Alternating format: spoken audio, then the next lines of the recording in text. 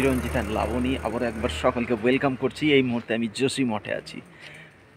এই দিক থেকে সূর্যের আলোটা পড়ছে, মানে এই দিকে পূর্ব দিক। আর এই মুহূর্তে আমি হোটেলের সামনে আছি, তবে এখানে কয়েকটা গাছ তোমাদের দেখাবো, খুবই সুন্দর।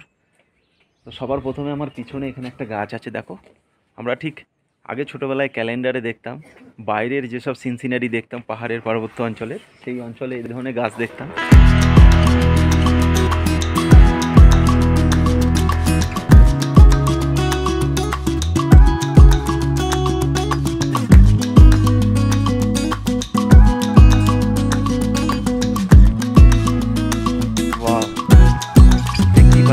এই ধরনের গাছগুলো কত সুন্দর লাগছে দেখতে, হ্যাঁ ব্যাপক লাগছে। भैया ये पेड़ का क्या नाम है? इसमें कुछ फ्रूट वगैरह फल वगैरह होता है? ওইদিকে একটা আছে, এই যে এদিকে একটা আছে, এই গাছটা ভীষণ সুন্দর। ये वाला फल आता है। अच्छा ये वाला ना, मीठा फल रहता है एकदम। देखिए हमारे हाथ একটা দাও। हाँ ये इतना बड़ा होता है। ये कैसे खाते हैं? ये खाता आप खाओ, देखो ऐसे ही मीठा होता है वो तो मैंने इसका वो सैंपल रखा अपने के लिए बोने के लिए। बोलने का। अच्छा ये बस ठंडा जगह में ही होता है ना? मीठा होता बहुत है, इसका चटनी बनता ही था। तो এই গাছের এই ধরনের ফল হয়। जैसे आपके वहाँ वो वाला फल बोलता है क्या, जो अभी बोला इन्होंने, आलू बोखरा। हाँ आलू बोखरा, तो इधर इसका नाम खुमानी है। খুমানি। खुमानी। আর ওই দিকের পাহাড়গুলো দেখো, বরফ পড়েছে। আমরা অলি যাব, তো এখান থেকে 12 থেকে 13 কিলোমিটার বাই কারে যাব, অ্যান্ড দেন ওখান থেকে আমরা আবার কেবিল কার বা আমরা ট্রেকও করতে পারি। তো অবস্থা বুঝে তাহলে চলো জার্নি শুরু করা যাক। তো আমরা আস্তে আস্তে অলির দিকে টার্ন নিচ্ছি।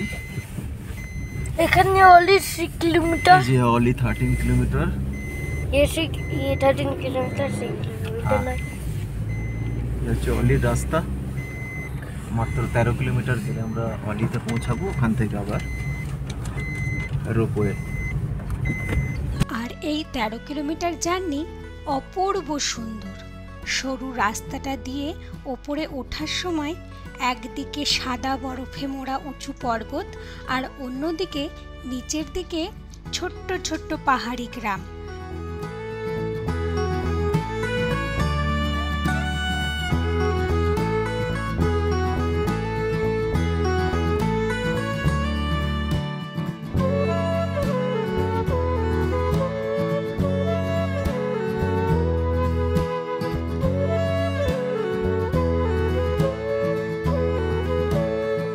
আগে নিচে থেকে রোপওয়ে ছিল, মানে যোশী মঠ থেকেই রোপওয়েটা পাওয়া যেত। এই যে রোপওয়ে দেখা যাচ্ছে, এটা এখন বন্ধ আছে। बहुत लंबा रोपवे, हाँ ये नीचे से बहुत लंबा रूट था।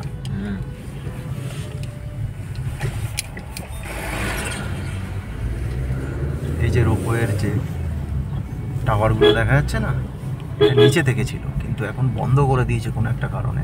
এখন ওপর থেকে ওই যে 13 কিলোমিটার যেতে হবে, তারপরে রোপওয়ে পাবো।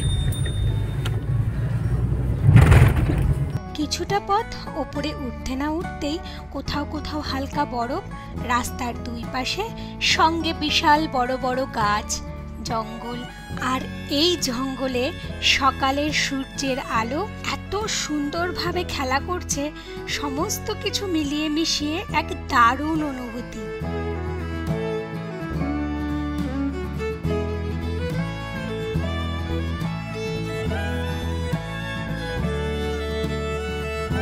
ফাইনালি আমরা পৌঁছে গেছি অলিতে। 13 কিলোমিটার জার্নি করে এই মুহূর্তে আমরা অলিতে চলে এসেছি। আর আমার পিছনে দেখো বরফ।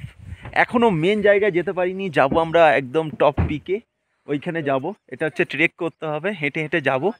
তো কিন্তু এখানে যেখানে গাড়ি পার্কিং করেছি তার পিছনগুলো দেখো বরফে ভরে গেছে। আমি তোমাদের ব্যাক ক্যামেরায় দেখাচ্ছি। সত্যি একটা এক্সাইটেড একটা আমার ট্রিপ হলো, এরকম আমি কখনো পাইনি। তো পুরো বরফে ভরে গেছে, এগুলো পুরো বরফ। 20 মিনিট জার্নি করার পর আমরা আউলি চলে এসেছি। এবার বাকি কিছুটা পথ আমাদের হেঁটেই যেতে হবে। बहुत मजा आ रहा है ना अर्नब? हैं ऐसे मत चलो रोबोट की तरह, चलिए। ঠিক है তোমারা ঠিক है সাইজ হ্যাঁ কমফোর্টেবল। আমরা গন্তব্য পৌঁছানোর একদম আগে এখানে স্নো বুট নিয়ে নিয়েছি। এবার আমরা যাব সামনের দিকে এগিয়ে। সকালের খাবারটা এখান থেকেই খেয়ে নেব, তারপর যাব আমরা আউলির 10 পয়েন্টে। সকালে খাবার খেয়ে আমরা আবার ট্রেকিং শুরু করে দিয়েছি, কারণ ট্রেক করে ওপর গিয়ে ওপর থেকে চেয়ার কার পাবো। বারবার একই কথা আমার মনে আসছে, কেদারনাথ ফিলিং। পাবি ধরে ধরে চলো। এখান থেকে আমরা এবার রোপওয়ে করে যাব আউলির 10 পয়েন্ট।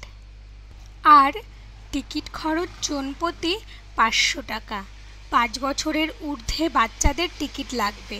আমরা খুব বেশি এক্সাইটেড ছিলাম সকাল থেকেই, তাই একদম সকাল সকাল পৌঁছে গেছিলাম, মানে সবার প্রথমে। তাই আজকে আমরা সবার প্রথম যাত্রী হতে চলেছি। একটু কিছুক্ষণ অপেক্ষা করার পর আমাদের এই রোমাঞ্চকর যাত্রা শুরু হলো।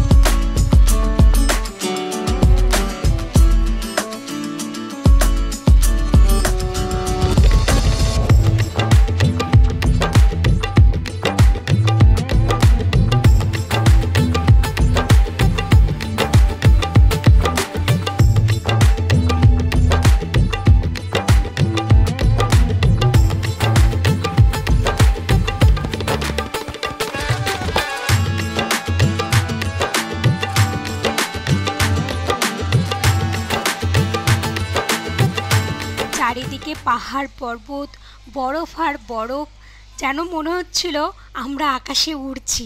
কি দারুণ ব্যাপার, তাই না? পৌঁছে গেছি আমরা আউলিতে। দূরের ওই লেকটা আউলি লেক, যা ম্যানমেড বা আর্টিফিশিয়াল লেক।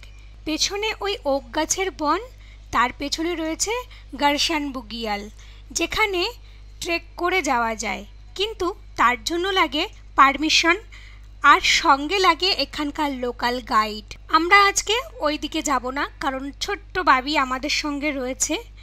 আমরা আজকে এখানেই অনেক মজা করব। কেমন লাগছে আউলি? ইয়ে আবারও একবার একটা নতুন ট্রিপে, নতুন জায়গাতে, আউলিতে, যেখানে শুধু বরফের চাদর, তেমনই জায়গাতে আমরা আছি। আর আজকে আমরা মোটামুটি 4-5 ঘন্টা এখানেই থাকবো, তারপর আবার ব্যাক করব। তবে এই 4-5 ঘন্টা শুধু বরফ আর বরফ, কি বলবো।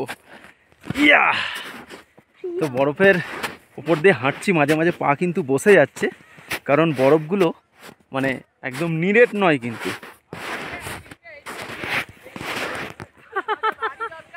একের পর এক আমি শুধু বসেই যাচ্ছি। আমরা যাব আস্তে আস্তে, ওখানে ট্রেকিং করব। আমার ইচ্ছা ছিল এখানে একটা গাঁও আছে, ওই গাঁওয়ে যাওয়া। তো সেই গাঁওয়ে যাওয়া আমার ট্রেক করার খুব ইচ্ছা ছিল, কিন্তু দেখি যেতে পারি নাকি। একটু খোঁজ খবর নিতে হবে লোকাল লোকের কাছ থেকে, নিয়ে তারপরে যাব। আউলি ভিউ পয়েন্ট থেকে ভীষণ সুন্দরভাবে দেখা যায় নন্দাদেবী পিক, দ্রোণাগিরি পর্বত, হাতি পর্বত, গৌরী পর্বত, নীলগিরি পর্বত আর মানা পর্বত। এছাড়াও বিভিন্ন এখানে পর্বত আছে, যেগুলোর নাম আপাতত আমি জানি না। তাহলে চলো আর সময় নষ্ট না করেই এখানে সুন্দর এই প্রাকৃতিক পরিবেশটা উপভোগ করি। সূর্যের তাপ এত মানে বেশ কড়া এবং তীব্র তাপ, যে তাপে কিন্তু গরম ফিল হচ্ছে। ওই জন্য জ্যাকেটের চেনটাও খুলে দিয়েছি আমি, ঠিক আছে। আর আমরা হেঁটে হেঁটে এখান দিয়ে যাচ্ছি। খুব একটা ঠান্ডা লাগছে না, কোনো চাপ নেই। অন্য সময় আসলে হয়তো ঠান্ডা লাগতেও পারে, বাট এখন কিন্তু ঠান্ডা লাগছে না। এখন একদম কমফোর্টেবল ওয়েদার, কোনো ঠান্ডা নেই। হ্যাঁ, শুধু একটা জ্যাকেট পরে আছি সেফটির জন্য। আর এই যে এরা খেলছে এখানে সব।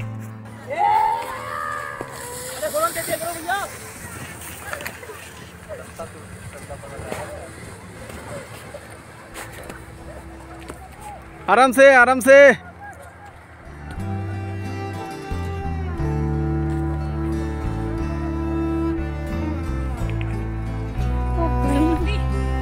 খুব মজা নিয়ে। দেখো তোকে অ্যাক্টিভিটি না করালে ভালো লাগে, ও কেন থাকবে? তো এরা এখানে রেডি হচ্ছে।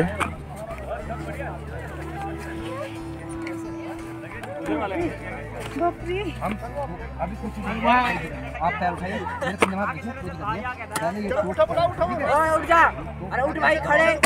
এদেরকে প্র্যাকটিস করিয়ে দিচ্ছে, এদের কিছু সিস্টেম আছে। ना मैं इनको पकड़ ले आ रहा हूँ, ऐसा नहीं।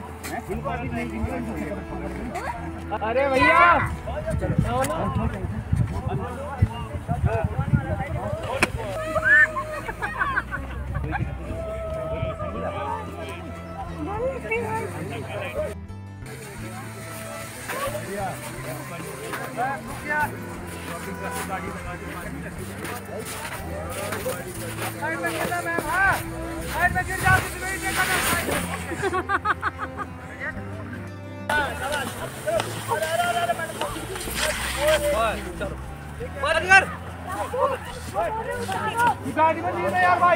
বেশ কিছুটা সময় যেতে না যেতেই লোকজনের আনাগোনা শুরু।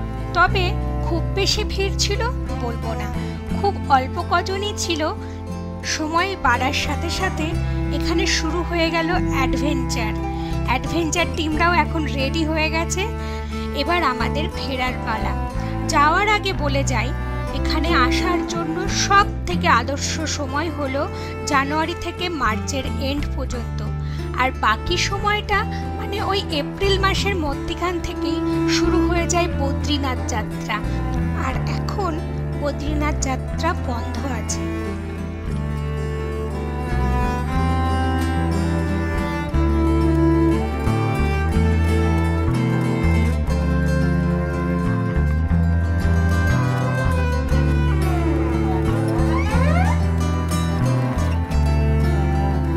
हर हर महादेव, हर हर महादेव, हर हर महादेव।